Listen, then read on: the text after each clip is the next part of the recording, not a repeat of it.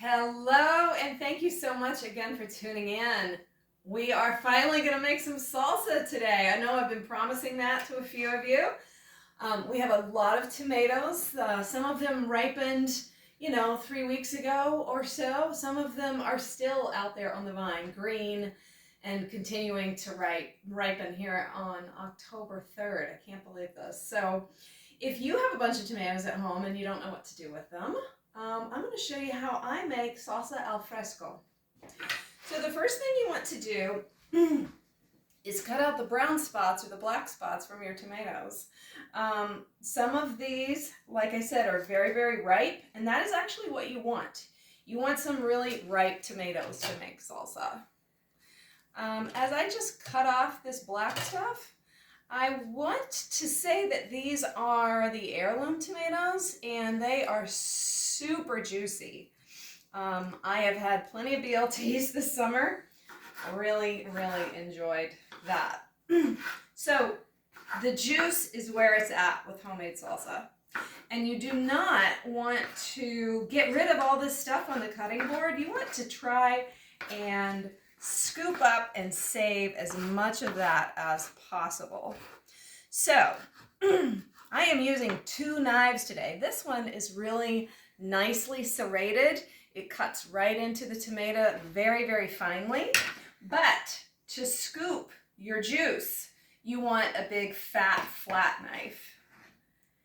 And you want to try and get as much in there, in your bowl, as possible. So let's go through that again. Let's see. Oh, yes. So you start in the core to get the tomato core out.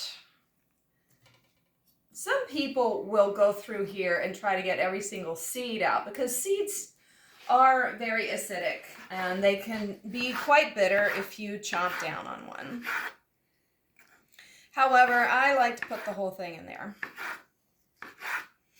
Now you might be thinking, why isn't she putting that in the Cuisinart? Well, we'll get to that. We are going to put these peppers in the Cuisinart.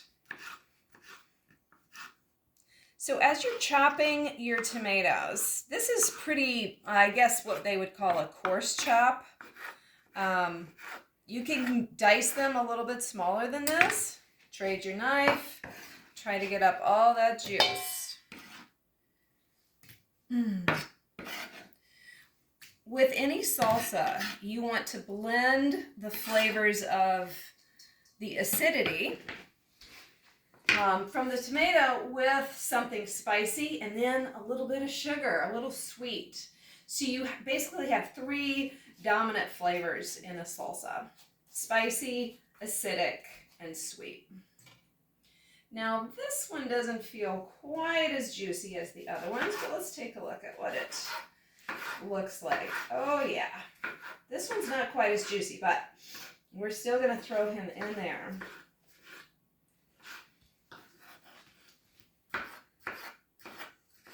I would say 9 times out of 10, 10 times out of 10, the tomatoes that I get at the grocery store just don't have the juice, as a summer tomato. Even though this one I'm cutting right now is not that juicy and succulent, it's a lot juicier than your store-bought tomatoes. Now I'm just going to go in here with this, the bigger one, because it's not as juicy, and I'm going to make it juicy.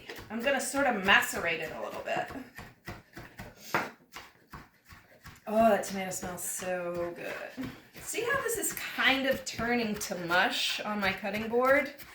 That's a good sign as well.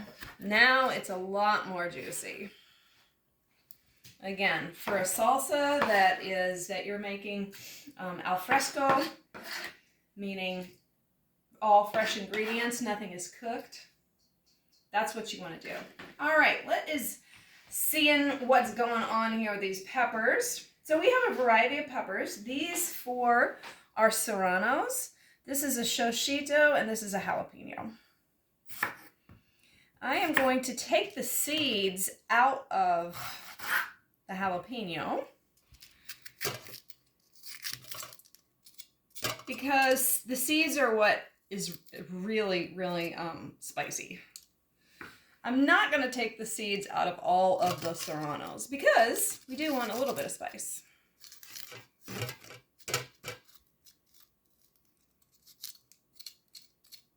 So you just scrape the seeds out.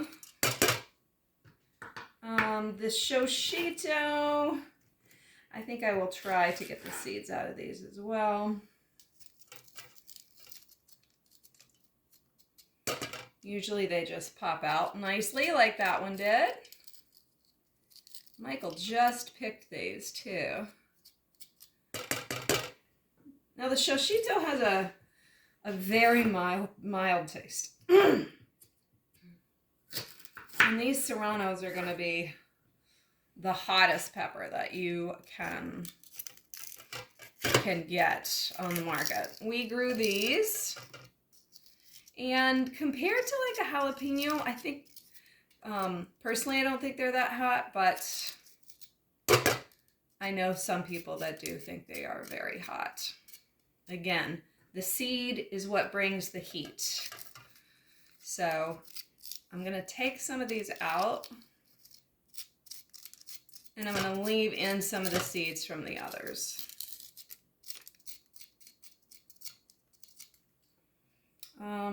Let's see.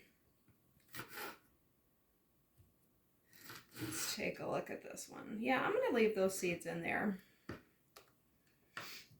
And I think I'm going to leave these seeds too. We'll just see what happens. You have to decide how hot you want your salsa. There's other things that we're going to put in here besides peppers that will make the salsa a little spicy. For instance, fresh garlic can be quite spicy. And our red pepper flakes. All right. In they go. And while we're at it, we're going to throw in one huge clove of garlic to get diced up. And while we're at it, we're going to throw in a couple of rings of red onion. I think the red onion is a little bit more flavorful than just a white onion. However, a Vidalia onion goes very well in the salsa as well. I think I'm going to do one more ring since we have a lot of tomatoes.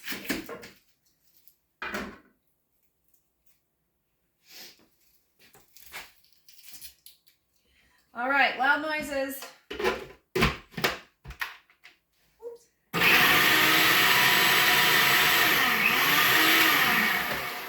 Oh yeah. Look at that, folks. If you don't have a Cuisinart and you do a lot of cooking, you need to go on down to LaRue Kitchen and get yourself a Cuis. Now, so again, that was 3 rings of a red onion. We had a jalapeno, 4 serranos, and 1 shoshito. Some of the serranos held their seeds. Oh, yum, yum, yum. It smells so good. I wish you had smell-o-vision here. Okay, so I am now going to do a little lime. So we've got the couple tomatoes. The lime is going to bring that sort of fresh citrus flavor. All I'm doing here is grating a little bit of the skin of the lime to just, again, make it a little bright, what they call bright. And then you're going to roll this a little bit. Will make for easier squeezing of the lime.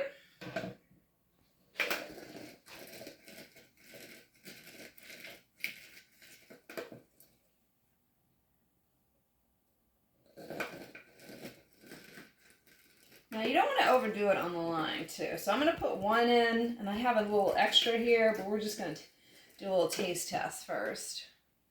So the juice of 1 lime. Now we can go through the spices. Excuse me. A little salt. Add some black pepper in there.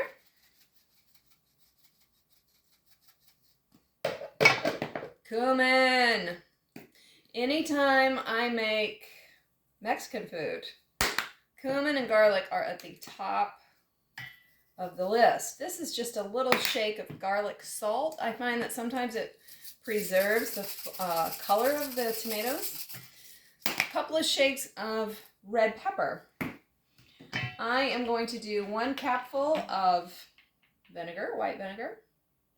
Actually, since we have that lime, I just did half a capful. And you know what I'm going to do next. Just a little bit. Look at this. It's a nice hard lump of sugar. A little bit of sugar. Why do I put sugar in my salsa? Because there's a lot of acidity here. And like I said, if you chomp down on one of those seeds, it's going to be bitter. A little bit of olive oil. What was that? Maybe a half teaspoon? Now, no salsa can truly be fit to eat until you put some cilantro in there. I just washed the cilantro off. As you can tell, that is a big pile of cilantro. I like cilantro. So, in it goes.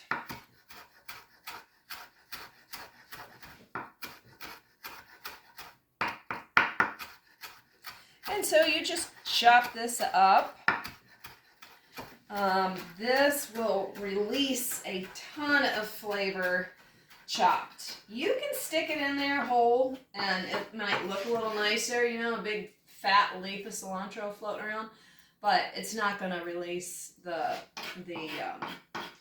odor nor the taste that you really are looking for. All right, let's see. Oh, baby. Get in here, Michael. Look at this. Ow! That is beautiful. Now, I would probably cut up the rest of those tomatoes to put in there. But since we're making a video for our YouTube channel, I didn't want to take too much time doing that. But that looks and smells pretty awesome. Let's just give it a little taste.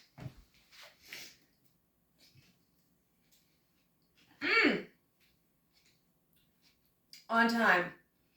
Oh my God, that fresh garlic is just like, oh, hey, how you doing?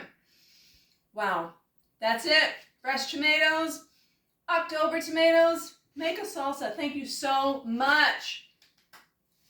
People that have gotten shares this summer, thank you so, so much. Last weekend, we delivered our last farm shares. I cannot thank you enough. And I believe our next episode will probably be something with root vegetables. Thanks for tuning in.